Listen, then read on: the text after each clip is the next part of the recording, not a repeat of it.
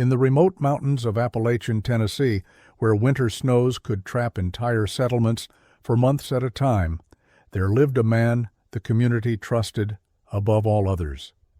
Cove Creek in 1883 was a place where neighbors depended on each other for survival, where a blacksmith's skills meant the difference between life and death, and where a lay preacher's words carried the weight of divine authority.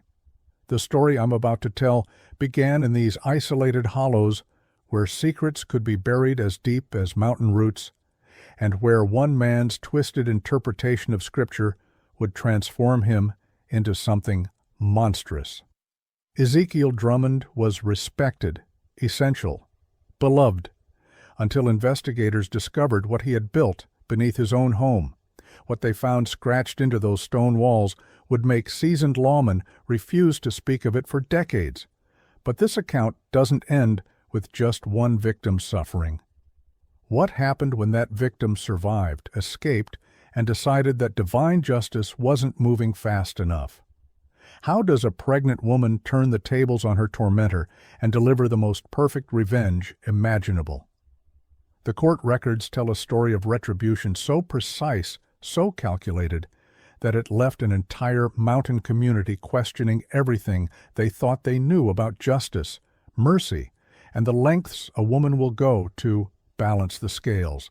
Prepare yourself for what's coming next, because this tale of imprisonment and revenge will test everything you believe about human nature. Subscribe to Stand With Us as we uncover these buried truths, and comment with your city and time. We love seeing where these documented accounts reach. The clock in Sheriff Josiah Blackwood's cabin struck midnight on April 14, 1883, when desperate pounding shattered the mountain silence. What he found beyond his door would haunt him for the rest of his days. A woman, 8 months pregnant, shackled at the wrists with iron restraints that had worn her skin raw, her face gaunt from starvation, her eyes holding a terror that spoke of unspeakable horrors. Temperance Drummond collapsed into his arms, her first whispered words cutting through the April night air like a blade. He said God told him to purify me. Sheriff Blackwood, a former Union Army sergeant who had seen the worst of human cruelty during the war, immediately recognized the signs of prolonged imprisonment and systematic starvation. Her condition defied explanation. The iron shackles were custom-forged, professionally crafted restraints that would have required considerable metalworking skill to create. The weight loss was so severe that her pregnancy appeared the only thing keeping her upright, and the psychological trauma in her eyes suggested weeks, perhaps months, of captivity.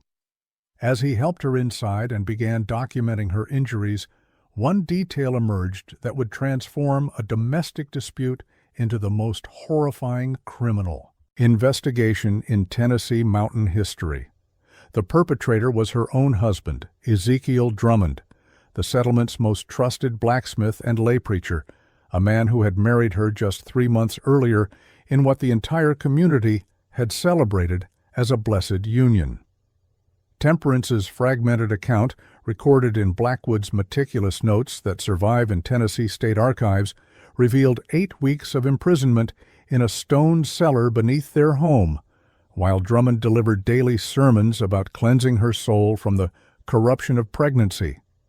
Each detail she provided contradicted everything the community believed about the respected man who shoed their horses, repaired their farm tools, and delivered compelling Sunday sermons when the circuit preacher couldn't navigate winter trails.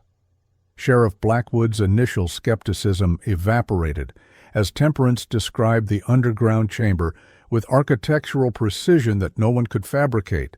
Stone walls reinforced with iron brackets, multiple locks on an oak door, and scratch marks she had carved into the walls spelling desperate pleas for help.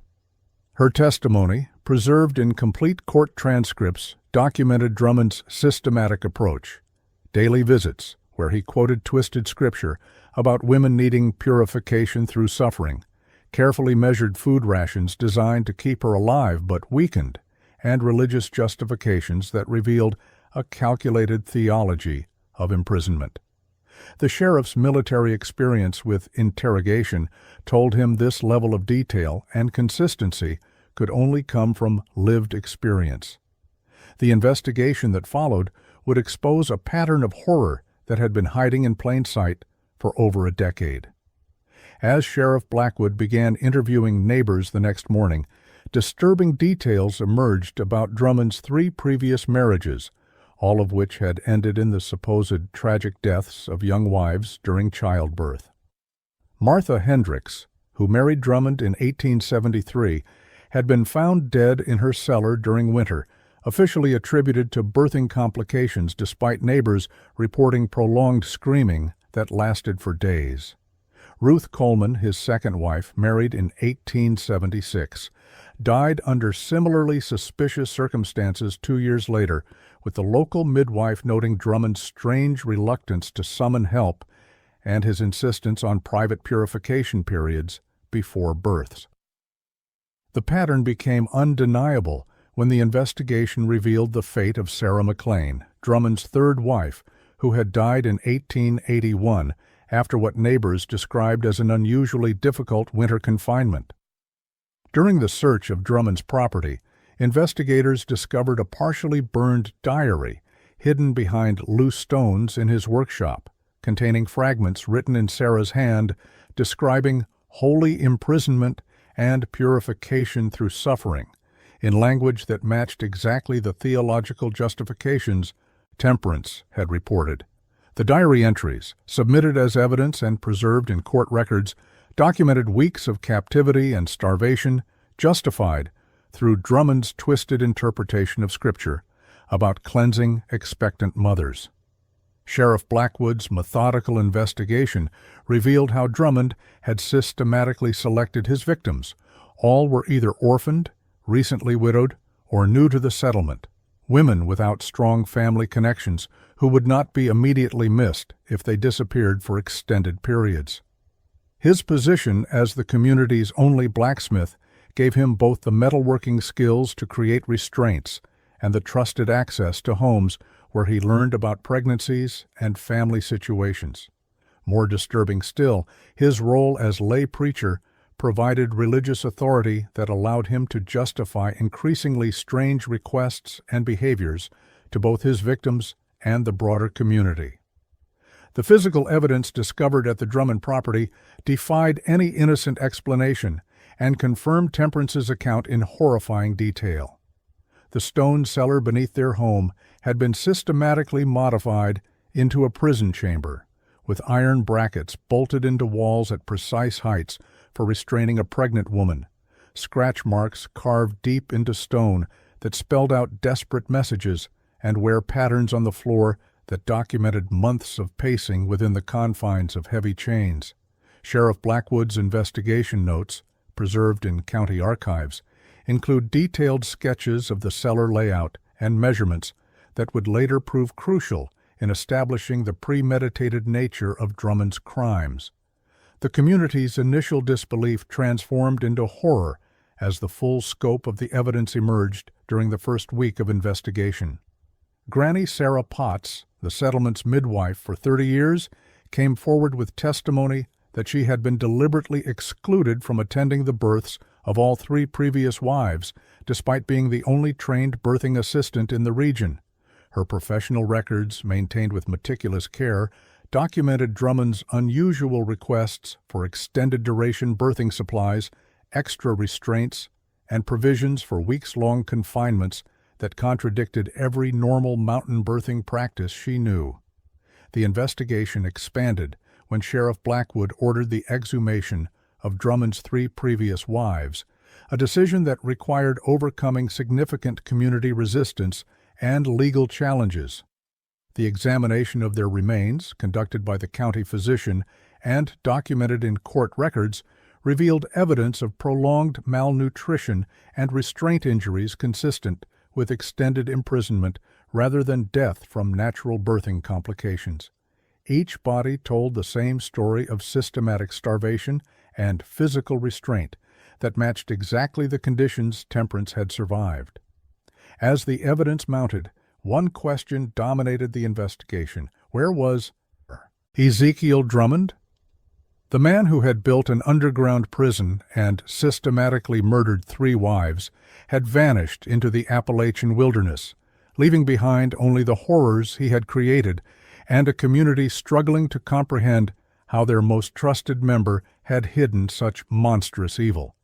Sheriff Blackwood's pursuit would lead to a confrontation that would test every principle of justice and revenge in ways that no one could predict, setting the stage for a reckoning that would satisfy the deepest human need to see evil punished and victims vindicated. Sheriff Blackwood's methodical examination of the Drummond property on April 15th began at dawn with a systematic search that would uncover evidence so disturbing that seasoned mountain lawmen would struggle to document it without physical revulsion. The entrance to the Cellar prison lay hidden beneath what appeared to be an ordinary root cellar door, but the reinforced oak planks bore the scars of desperate escape attempts, deep gouges where fingernails had clawed at wood, metal brackets bent from internal pressure, and stains that spoke of bodily functions performed in captivity. Each detail photographed and sketched in Blackwood's investigation files revealed the calculated engineering of human suffering. The stone steps leading into the underground chamber showed wear patterns that defied innocent explanation, with smooth depressions worn into granite from the shuffling of chained feet over months of imprisonment. Sheriff Blackwood's measurements, preserved in county court records, documented a space 12 feet by 8 feet with a ceiling height of just 6 feet, deliberately designed to prevent a pregnant woman from standing fully upright during the final months of confinement. The walls themselves told the most damning story, scratch marks carved deep into stone with fingernails and improvised tools, spelling out messages that would become the prosecution's most powerful evidence. The words, "Help me," appeared 17 times across the 4 walls, carved at different heights and depths that documented the physical deterioration of multiple victims over several years of use.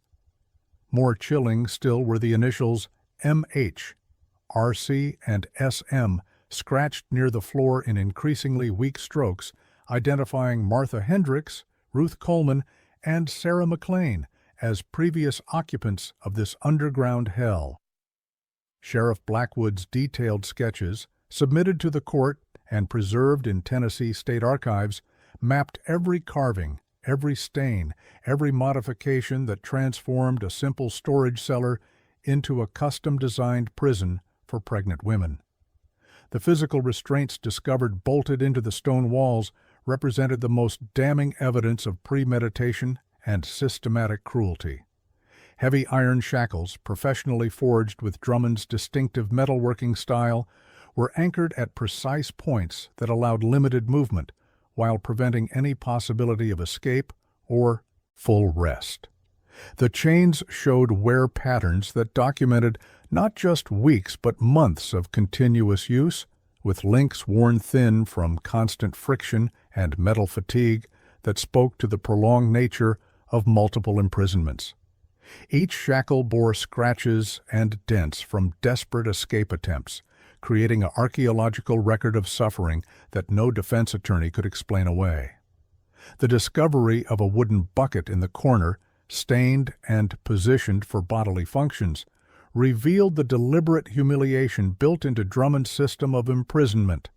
Beside it lay a tin cup and wooden spoon, the only implements provided for eating the carefully rationed meals that kept victims alive but systematically weakened. Sheriff Blackwood's inventory, documented in his official report, noted that both items showed teeth marks where starving women had attempted to consume even the wood in their desperation for sustenance.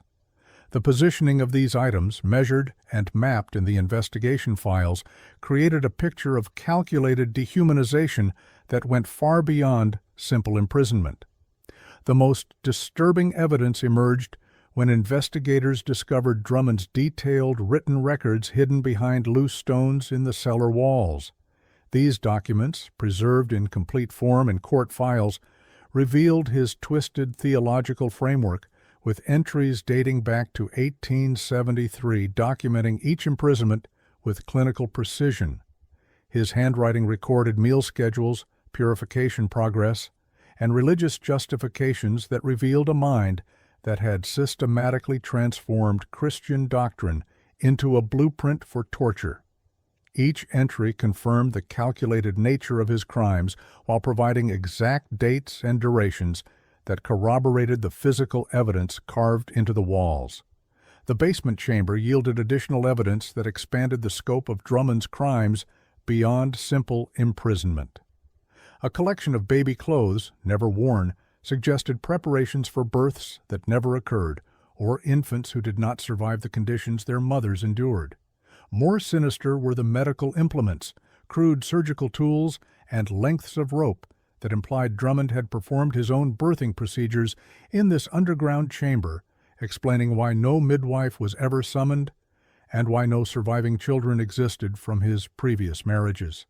Sheriff Blackwood's photographs of these items, taken with the new forensic photography techniques he had learned during military service, provided irrefutable documentation of the full horror. Witness testimony gathered during the property investigation revealed how Drummond had used his trusted position to conceal his crimes in plain sight. Nehemiah Crawford, whose farm bordered the Drummond property, testified that he had often seen Drummond carrying unusually large amounts of food to his root cellar during times when his wives should have been bedridden with difficult pregnancies. Crawford's detailed statement, recorded in court transcripts, described how Drummond would make these trips at dawn and dusk, always alone, always carrying enough provisions for someone confined underground for extended periods. The investigation of Drummond's blacksmith workshop revealed the methodical preparation behind his crimes, with detailed sketches and measurements for the restraints found in the Cellar prison. His forge showed evidence of recent work on iron shackles and reinforcement brackets with metal filings and partially completed restraints that suggested he was preparing for future victims even as he held Temperance captive. Sheriff Blackwood's examination of the workshop tools, documented in his investigation notes, revealed specialized implements designed specifically for modifying the underground chamber and maintaining the restraint system. More damaging evidence emerged from the discovery of Drummond's correspondence with suppliers in Knoxville, ordering unusual quantities of chain, iron stock, and specialized hardware that served no legitimate blacksmithing purpose for a rural mountain settlement. These purchasing records, subpoenaed and submitted as evidence, created a paper trail documenting his systematic preparation for multiple imprisonments over a period spanning more than a decade. Each order correlated precisely with the estimated dates of his marriages, creating a timeline that revealed the premeditated nature of his crimes. The physical examination of the cellar revealed modifications that could only have been made over months or years of careful planning. Drainage channels carved into the stone floor directed waste away from the living area, while ventilation holes barely large enough to prevent suffocation provided just enough air to sustain life without allowing sound to escape to the surface.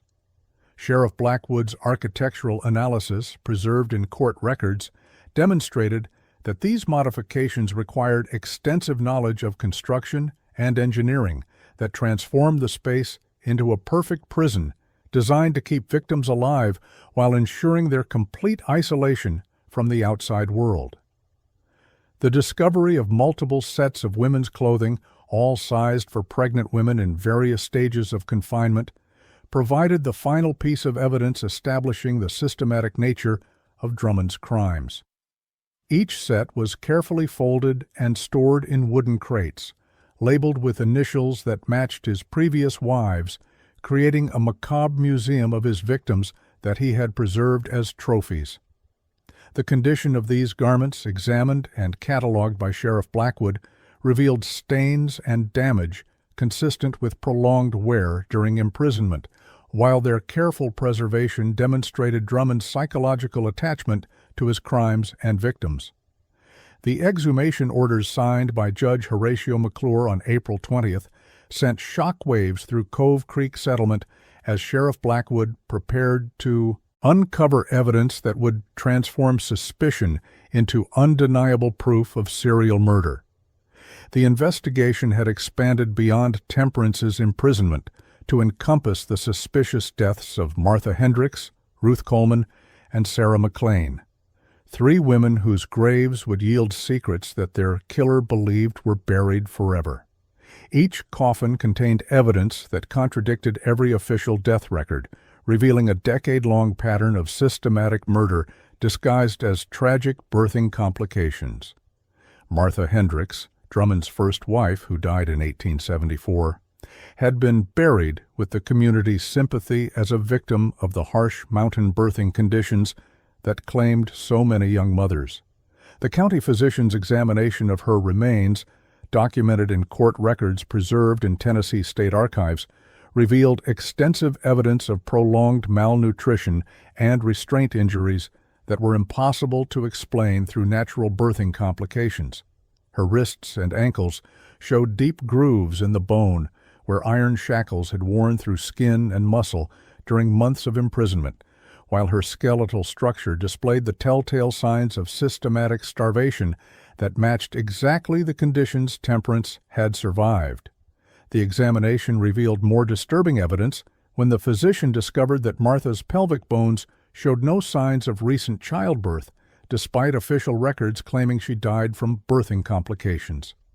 Her remains contained no evidence of the physical trauma associated with difficult labor, but instead displayed the characteristic bone damage of prolonged confinement in cramped conditions.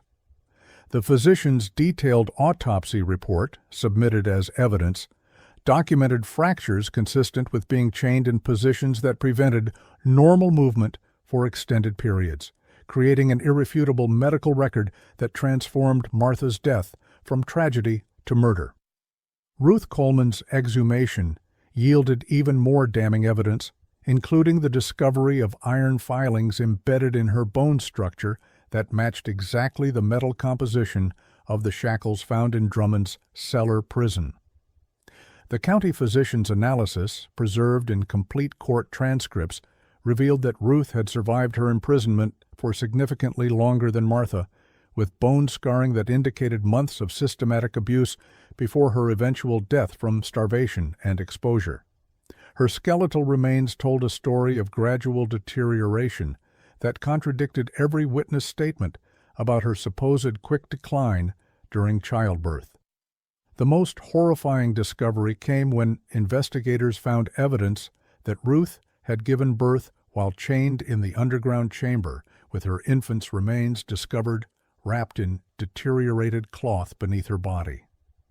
The tiny skeleton bore no signs of natural death or birthing complications, but instead showed evidence of deliberate suffocation shortly after birth, revealing that Drummond not only murdered his wives, but eliminated any children who might survive to testify about the conditions of their birth.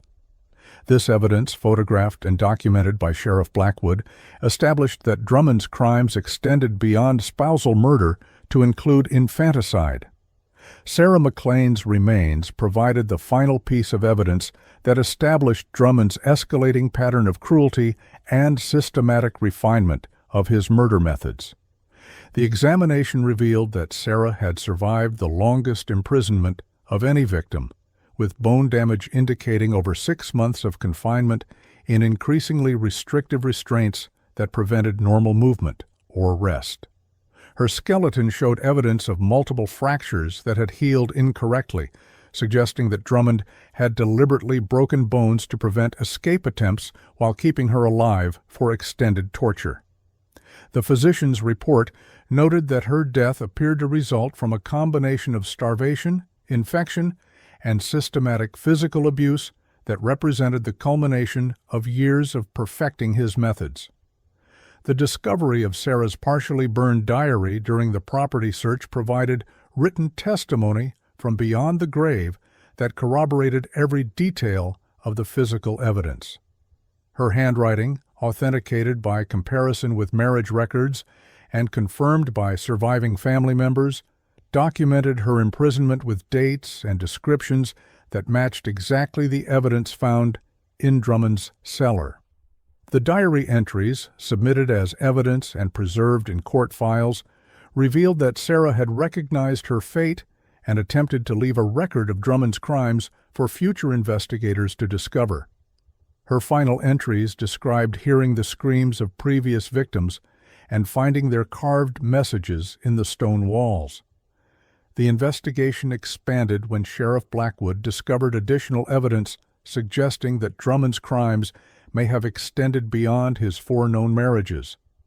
Church records obtained from neighboring settlements revealed inquiries from Drummond about available widows and orphaned women in surrounding communities, creating a pattern of predatory behavior that targeted vulnerable women with no family connections to investigate their disappearances. His correspondence with other mountain preachers, preserved in Methodist church archives, showed him systematically gathering information about isolated women who might become his next victims. More disturbing evidence emerged from the testimony of Granny Sarah Potts, the community midwife, who revealed that Drummond had questioned her extensively about birthing procedures and the physical signs of pregnancy that he claimed were necessary for his lay preaching duties. Her detailed statement, recorded in court transcripts, described how Drummond had requested information about calculating pregnancy duration, identifying high-risk pregnancies, and recognizing the signs of prolonged labor that now appeared to be research for selecting and imprisoning his victims. Her professional expertise provided crucial testimony about the deliberate medical knowledge Drummond had acquired to facilitate his crimes. The discovery of Drummond's theological writings hidden in his workshop revealed the twisted religious framework that justified his systematic murder of pregnant women. These documents, preserved in complete form in court evidence files, contain detailed interpretations of biblical passages about women's spiritual corruption during pregnancy and the necessity of purification through suffering. His handwriting revealed a systematic theology that transformed Christian doctrine into justification for imprisonment, starvation, and murder, providing insight into the psychological framework that enabled his decade-long killing spree. The investigation revealed how Drummond had used his trusted position in the community to identify and isolate his victims through a systematic process that began months before each marriage. His workshop records, examined by Sheriff Blackwood, contained detailed notes about the financial situations, family connections, and social isolation of various women in the settlement, creating a predatory database that allowed him to select victims who would not be immediately missed when they disappeared for extended periods. Each potential victim was evaluated for her vulnerability and the likelihood that her disappearance would trigger community investigation. Sheriff Blackwood's examination of property records revealed that Drummond had strategically acquired his homestead specifically for its isolation and the geological features that made it ideal for concealing his crimes. The property's location, 15 miles from the nearest neighbor and accessible only by a single mountain trail, provided perfect isolation for conducting imprisonments without detection. More sinister still, geological surveys showed that Drummond had selected land with natural stone formations that made excavating the underground prison chamber significantly easier, while providing sound dampening that prevented screams from carrying to neighboring properties. The mounting evidence created an irrefutable case that Ezekiel Drummond had systematically murdered at least 4 women and their unborn children over a period of more than a decade, using his trusted position as blacksmith and lay preacher to identify vulnerable victims and his isolated property to conceal their prolonged torture and murder. Each piece of physical evidence corroborated witness testimony and written records to create a comprehensive picture of calculated evil that had masqueraded as religious devotion while claiming multiple innocent lives. Sheriff Blackwood's manhunt for Ezekiel Drummond culminated on April 28th when mountain trackers discovered him hiding in an abandoned mining cabin 12 miles northeast of his property, his capture marking the beginning of interrogations that would expose the full psychological horror behind his decade of systematic murder. Drummond's appearance shocked even seasoned lawmen. His hair had turned completely white in the 2 weeks since his escape. His hands trembled uncontrollably, and his eyes held the haunted expression of a man whose carefully constructed world of religious justification had collapsed under the weight of exposed evidence. His first words upon arrest, recorded in Sheriff Blackwood's official report, revealed the depth of his delusion. "The Lord's work is never finished, and the vessels of corruption must be purified." The initial interrogation sessions, conducted in the county jail and documented in complete stenographic records preserved in Tennessee State Archives, revealed Drummond's systematic approach to selecting and imprisoning his victims with a clinical detachment that horrified investigators. His confession, extracted over 3 days of questioning and verified through comparison with physical evidence, detailed how he had developed his twisted theology through years of isolation and religious study that transformed biblical passages about women's spiritual purity into justification for imprisonment and murder. Each revelation demonstrated the calculated nature of his crimes while revealing psychological mechanisms that had allowed him to maintain his respected community position while systematically killing pregnant women.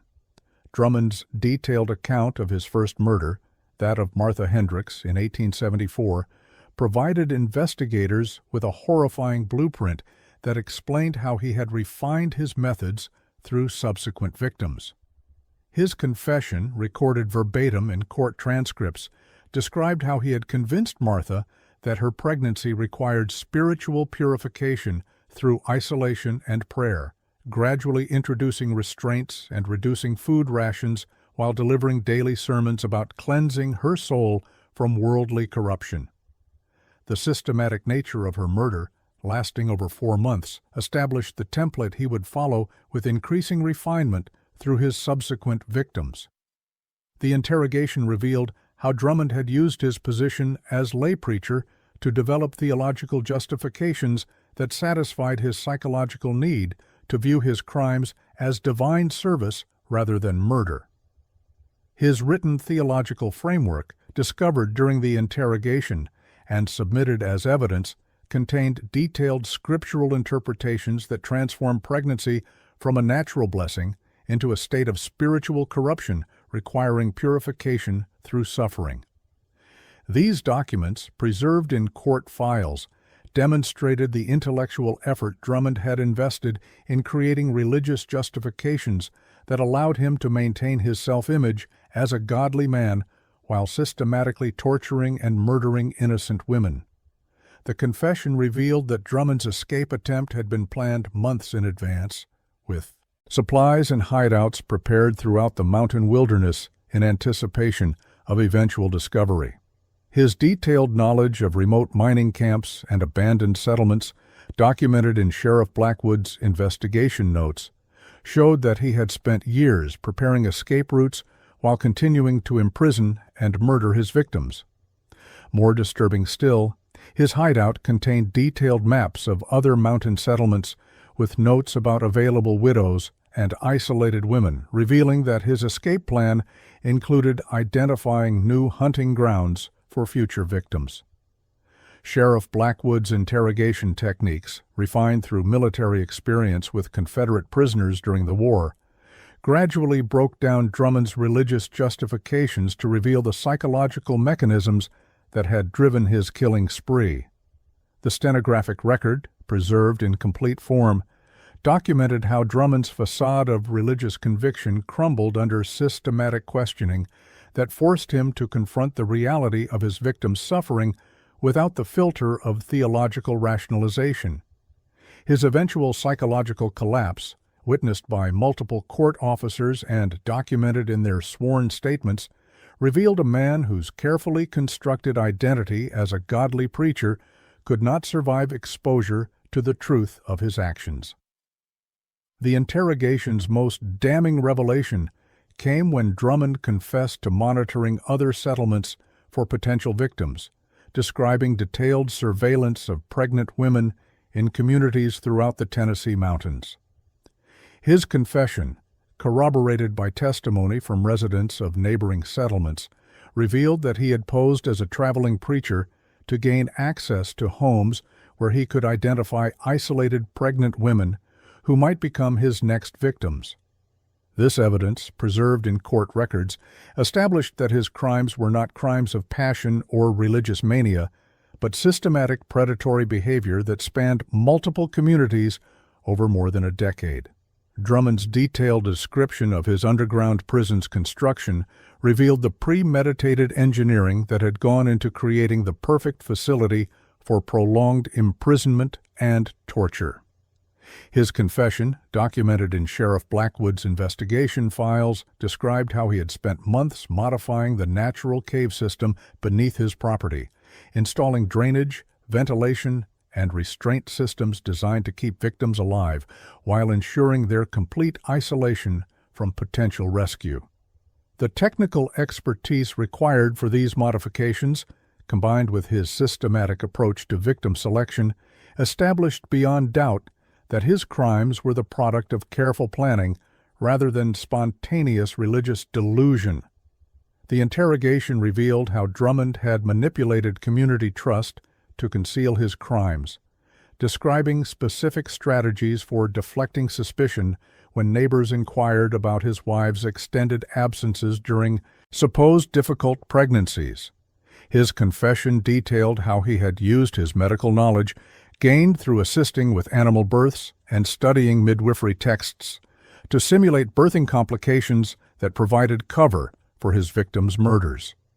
This evidence, combined with testimony from community members about his convincing performances as a grieving widower, demonstrated the sophisticated deception that had allowed him to kill multiple women without arousing suspicion. The psychological evaluation conducted during his imprisonment, documented in court records by the county physician, revealed personality disorders and delusions that explained his ability to compartmentalize his crimes while maintaining his community standing. The medical assessment, preserved in complete form in Tennessee State Archives, described a mind that had created elaborate justifications for systematic murder while maintaining genuine belief in his own righteousness. This professional analysis provided crucial evidence for understanding how Drummond had been able to function as a trusted community member while secretly operating as a serial killer for over a decade.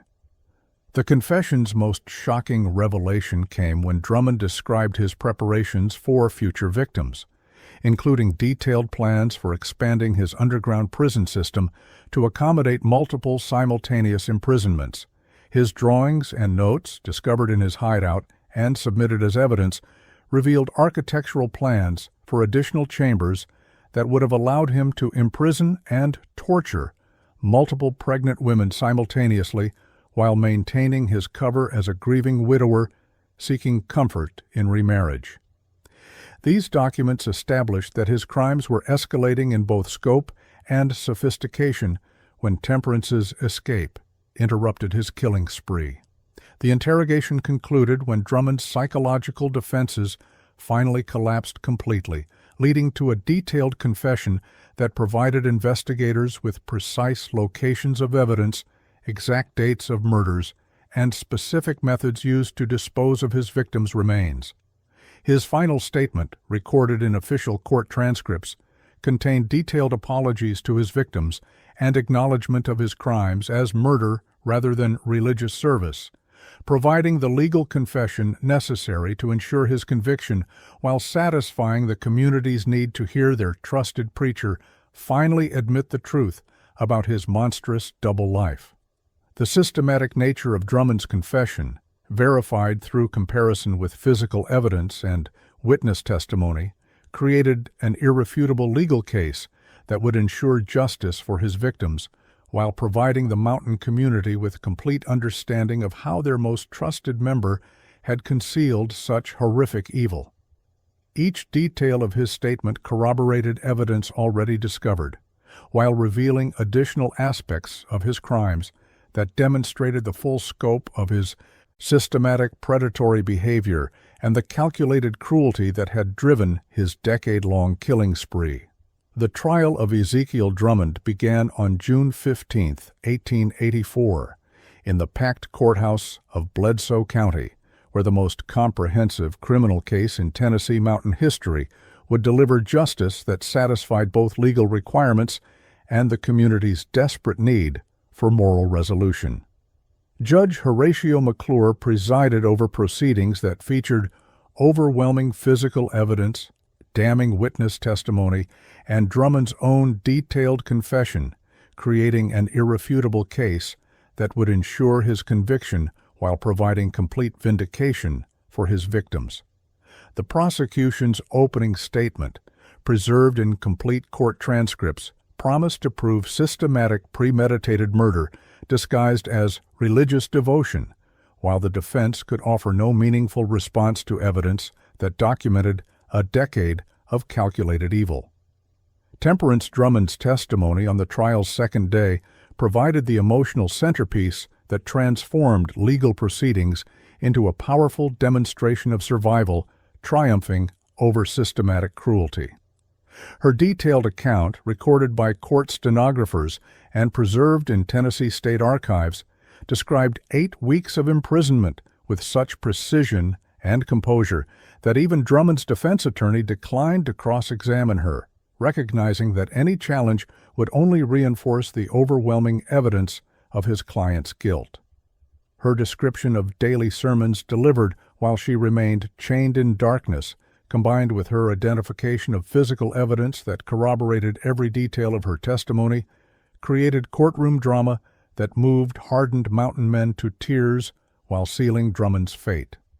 The presentation of physical evidence occupied 3 full days of testimony, with Sheriff Blackwood methodically introducing photographs, sketches, and actual artifacts that documented the systematic engineering of human suffering discovered in Drummond's Cellar prison. Each piece of evidence, from the iron shackles bearing Drummond's distinctive metalworking style to the scratch marks spelling desperate pleas for help, carved into stone walls, created an irrefutable record of premeditated torture that no defense could explain away. The jury's examination of the actual restraints and their visible reaction to the carved messages from previous victims created courtroom moments that demonstrated the community's collective horror at discovering such calculated evil had operated undetected in their midst. The medical testimony provided by the county physician regarding the exhumed remains of Martha Hendricks, Ruth Coleman, and Sarah McLean established the systematic nature of Drummond's murders while providing scientific evidence that transformed suspicion into legal certainty. His detailed autopsy reports, read aloud in court and preserved in complete form in case files, documented evidence of prolonged starvation, restraint injuries, and systematic abuse that contradicted every official death record while proving that each woman had been murdered through identical methods over a period spanning more than a decade. The physician's professional expertise provided crucial testimony that established cause of death as homicide rather than birthing complications, creating the legal foundation necessary for murder convictions. Drummond's own confession, read verbatim to the jury by the court clerk, provided the final evidence necessary to ensure his conviction, while revealing the twisted psychological framework that had justified his systematic killing of pregnant women. His detailed admission of guilt, combined with his description of theological justifications that transformed Christian doctrine into a blueprint for torture and murder, demonstrated both his legal culpability and his psychological unfitness to remain in society. The confession's clinical precision, describing methods and motivations with disturbing calm, horrified jurors while providing irrefutable proof that his crimes were the product of calculated predatory behavior rather than temporary insanity or religious mania. The jury's deliberation lasted less than 2 hours before returning guilty verdicts on 4 counts of first-degree murder, a swift decision that reflected both the overwhelming evidence and the community's unified demand for justice. Judge McClure's sentencing statement, preserved in court records, explicitly rejected any consideration of Drummond's religious claims while acknowledging the community's need for meaningful punishment that would prevent similar crimes and provide closure for the victims' families. The sentence of 15 years hard labor at Brushy Mountain State Penitentiary, while falling short of execution, represented the maximum punishment available under Tennessee law while ensuring that Drummond would never again threaten innocent women. The court's most controversial decision came when Judge McClure ruled that Temperance's imprisonment of Drummond in his own cellar constituted justifiable self-defense rather than criminal retaliation, a legal precedent that recognized a victim's right to exact proportional justice when the legal system had initially failed to protect her. The ruling, based on testimony that Temperance had purchased Drummond's property legally at auction and had held him for exactly the same duration as her own imprisonment, established that her actions served justice rather than vengeance.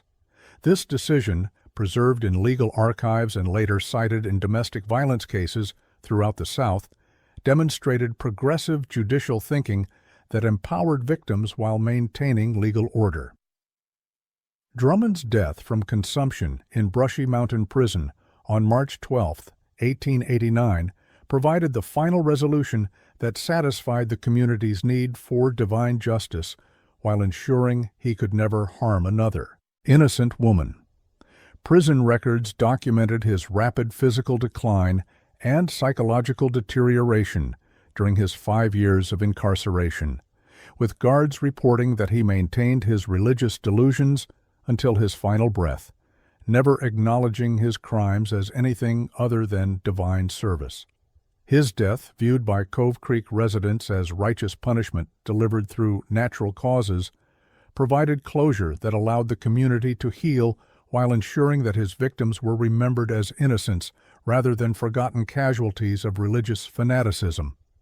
Temperance's successful remarriage to neighboring farmer William Crawford in 1885 marked the complete triumph of survival over systematic evil, while her healthy delivery of 3 children demonstrated that Drummond's attempts to destroy her future had failed completely.